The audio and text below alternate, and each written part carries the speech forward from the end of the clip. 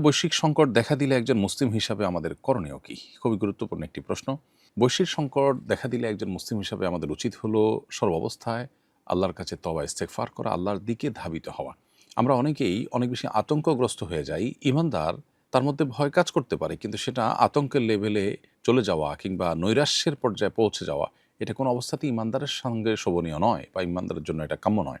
ঈমানদার তিনি যেহেতু আল্লাহর উপর ভরসা করবেন, আল্লাহ বলেছেন ঈমানদারদের কর্তব্য হলো আল্লাহর প্রতি ভরসা করা। আল্লাহ বলেছেন, ওমান ইয়াতাওয়াক্কাল আল্লাহ ফাহুয়া হাসবুহ, যে আল্লাহর প্রতি ভরসা করা আল্লাহ তার জন্য যথেষ্ট হয়ে যায়। অতএব সংকটাপন্ন পরিস্থিতিতে ঈমানদার বিশ্বাস রাখবে যে হবে তাই যা আল্লাহ ফয়সালা করে রেখেছেন।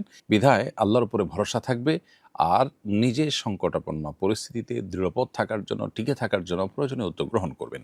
অতএব তাওয়াক্কুল এবং আল্লাহর উপর নির্ভরতা, ভরসা এটা বৃদ্ধি করতে হবে। তওবা এবং ইস্তিগফার করতে হবে যে আমার কোনো গুনাহের শাস্তি যেন এর মধ্য দিয়ে না হয়, আমি যেন আল্লাহর কাছে ক্ষমা পাই, সেজন্য আল্লাহর কাছে ইস্তেগফার করতে হবে এবং কঠিন পরিস্থিতিতে আল্লাহর দিকে রুজু হওয়া, দোয়া করা, সেটা করতে হবে।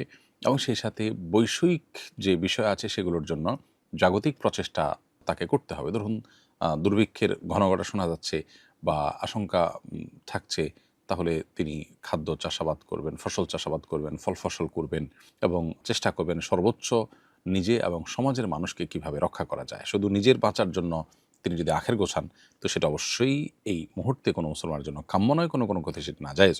অতএব আল্লাহর পক্ষ থেকে আসা যে কোনো সংকট, এটি পরীক্ষা হতে পারে, আমার গুনাহের শাস্তি হতে পারে, এসব চিন্তা থেকে একদিকে তওবা ইস্তেগফার করবেন, অপরদিকে সবর করার জন্য মানসিকভাবে প্রস্তুতি গ্রহণ করবেন। এভাবে সংকটাপন্ন পরিস্থিতির জন্য যদি প্রস্তুতি গ্রহণ করে একজন মুসলমান, তাহলে সেক্ষেত্রে তিনি সবার চাইতে বেশি ভালোভাবে এই সময়টাতে তিনি সার্ভাইভ করতে পারবেন এবং আল্লাহ সাহায্য তিনি ইনশাআল্লাহ এই সময়টাতে লাভ করবেন। আল্লাহ আমাদেরকে সংকটাপন্ন পরিস্থিতিতেও ঈমানদারের পরিচয় দেওয়ার তৌফিক দান করুন।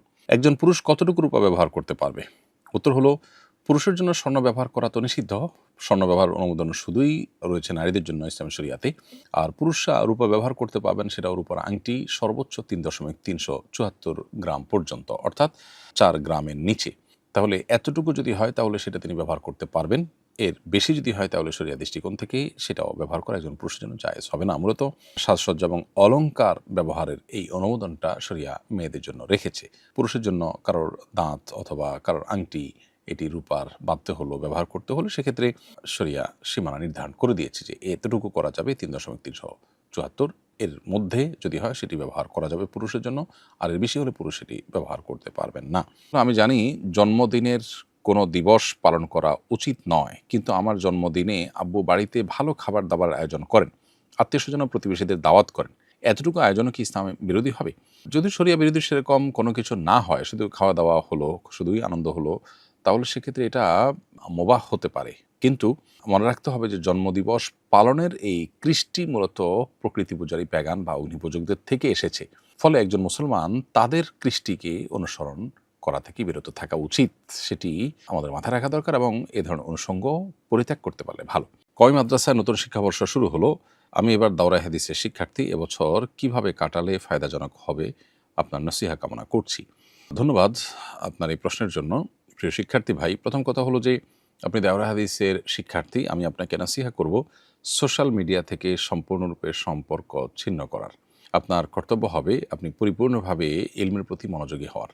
আমাদের এই যুগে ফোকাস এবং মনোযোগ নষ্ট করার জন্য সবচেয়ে বড় কারণ হলো সোশ্যাল মিডিয়া এবং নেটের ব্যবহার এবং আমাদের স্মার্টফোনের ব্যবহার। অতএব এই জায়গাগুলো থেকে যদি আমরা বেরিয়ে আসতে না পারি, তাহলে আমাদের জীবনে বারাকা লাভ করা খুবই কঠিন। আমি জানি এটা আমল করা অনেকের জন্যই দুরূহ, কিন্তু এই আমলটা আমাদের করতেই হবে যদি আমাদের জীবনকে স্বপ্নের মতো সাজাতে হয় এবং কাঙ্ক্ষিত জায়গায় নিতে হয়। এজন্য মোবাইল ফোন থেকে দূরের থেকে আপনি পরিপূর্ণভাবে পুরো বছর হাদিসে নববীর দর্শের দিকে পরিপূর্ণ মনোযোগী দিবেন। এটি থাকবে আপনার প্রতি আমার প্রথম নাসিহা। দ্বিতীয় নাসিহা হলো যে দাওরায়ে হাদিস পড়ে সাধারণত আমাদের শিক্ষার্থীদের বড় অংশ মনে করে যে তারা আলেম হয়ে গেছে। মূলত দাওরায়ে হাদিস পর্যন্ত শেষ করার পর তিনি ইলম অর্জন করার একটি কমন যোগ্যতা হাসিল করেন। এরপর তার ইলম অর্জন করার যে জগতে পদচারণা হয় সেটি আসলে অনন্তকাল পর্যন্তই চলতে থাকে।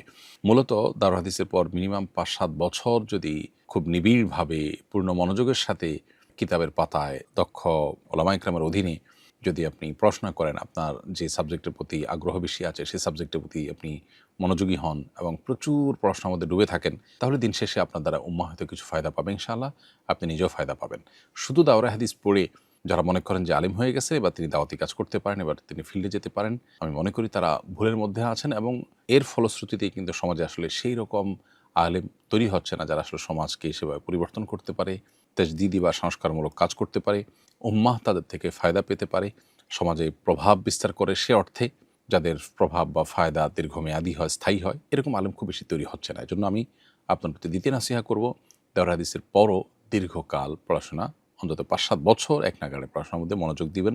বিয়ে শাদী এবং পরিবার এখানে একটা বড় ফ্যাক্টর। সেক্ষেত্রে মিনিমাম তাদের জন্য যা না করলে নয় ততটুকুর জন্য একটা মাকসাব বা উপার্জনের পথ খোলা রেখে অনেক ভালো ভালো প্রতিষ্ঠান আছে যারা আপনাকে গবেষণা করার জন্য ভাতা দিবে সীমিত পরিসরে। সেটা দিয়ে আপনি কোনো রকম জীবন পার করে আপনি ইলম হাসিল করলে ইনশাআল্লাহ বিদিন আপনার জীবনটা দামি হবে, সোনালী জীবন হবে। আমার মা বেশিরভাগ সময় নানু বাড়ি থাকেন। বাবা রাগে মাকে বলেছেন, তুমি আমাদের বাড়িতে আসলে যেন তোমার সন্তানের মরা মুখ দেখো। এখন আমার ভয় হচ্ছে বাবার এ কথার কারণে কি আমার কোনো ক্ষতি হবে কিনা। এর উত্তর হলো যে এটা মূলত বদদোয়া টাইপের কথা।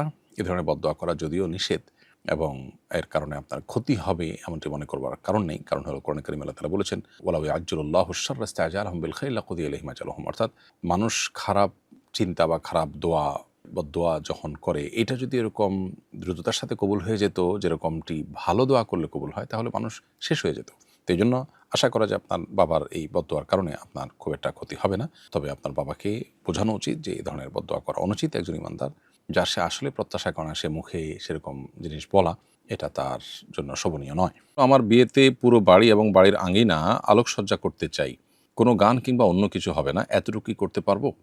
প্রিয় দর্শক, আপনার প্রশ্ন উত্তর হলো যে বিয়ে শাদিতে কিছুটা আনন্দ, কিছুটা বিনোদন এবং সাংস্কৃতিক আয়োজন করবার অনুমোদন শরিয়া দিয়েছে। বিশেষ করে বাচ্চাদেরকে আপনার কিছুটা বিনোদন, কিছুটা সাংস্কৃতিক আয়োজন করবার অনুমোদন পরিষ্কারভাবে হাদিস শরীফে দেওয়া হয়েছে। কিন্তু সেক্ষেত্রে শর্ত একটাই যে শরিয়ার ভায়োলেশন যেন না হয়।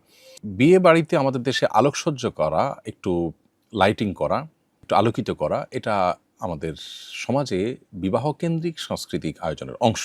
তাছাড়া একটি বর্ণনায় বিবাহকে ঘোষণা দিয়ে করতে নির্দেশ করা হয়েছে এবং বলা হয়েছে যে এটা ফাইন্নাহু নিকাহ লাইসা বিসিফাহ, এটা কোনো জেনা ব্যভিচার নয়, বিবাহ, অতএব আলিনু হাদান নিকাহ, তোমরা এটাকে ঘোষণা দিয়ে করো। তো কোনো বাড়িতে আলোকসজ্জা হলে আমরা টের পাই, জানতে পারি বাড়িতে বিয়ে হচ্ছে, এটা এক প্রকার ঘোষণা দিয়ে করার মতো একটা বিষয়। আবার অপরদিকে এটি একটি আমাদের বিবাহকেন্দ্রিক উৎসব বা আপনার সাংস্কৃতিক আয়োজন বা কিছুটা আনন্দ বিনোদনের অংশ বিধায় এটি জায়েজ হতে পারে যদি এটা সীমা লঙ্ঘনের পর্যায়ে না পৌঁছে।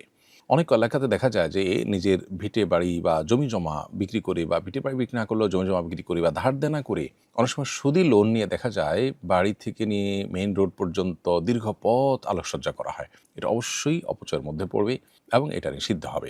যতটুকু করতে গেলে আসলে খুব বেশি অসুবিধা তৈরি না হয়, বিদ্যুতের অপচয় না হয়, অর্থের অপচয় না হয়, যেটা খুব বেশি চোখ ধাঁধানো করতে গিয়ে আপনার সবার দৃষ্টি আকর্ষণ করতে গিয়ে সবার চাইতে বেশি ব্যয়বহুল বিবাহ সাব্যস্ত করার মতো বিষয় যদি না হয়, তাহলে সেটা জায়েজ আছে। কিন্তু যদি ওই লেভেলে হয় যে আপনি এটাকে খুব বেশি হাইলাইট করতে চাচ্ছেন, সমাজের সবার চাইতে বেশি আপনি ডাকডোল পিটিয়ে বিয়ে করছেন, সবার দৃষ্টি আকর্ষণ করতে চাচ্ছেন, একরকম অহংকার, আপনার গর্ব, সেই জায়গা থেকে আপনি এটি করতে চাচ্ছেন, এরকম যদি হয় তাহলে সেটা অবশ্যই নাজায়েজের মধ্যে পড়বে। অতএব এখানে পরিমিতিটা কোনো কোনো ক্ষেত্রে ব্যক্তির উপরে ভ্যারি করে, সামাজিক যে কালচার প্রচলিত সেটার উপর নির্ভর করে। কিন্তু এগুলোকে যতটা সীমিত করা যায় ততটাই ভালো। কারণ এগুলো বেশিরভাগ ক্ষেত্রেই সমাজে অন্য মানুষদের উপরও চাপ তৈরি হয়। অন্যরাও তখন সামর্থ্য না থাকলেও মনে করে যে এটা ট্র্যাডিশনাল অংশ হয়ে গেছে, আমাদেরকে করতে হবে। তো সীমিত পরিসরে সহনীয়, অপচয়ের মধ্যে পড়ে না, এরকম যদি হয় তাহলে সেক্ষেত্রে সেটা জায়েজ হতে পারে, আর না হলে এরকম আলোকসজ্জা করা উচিত হবে না।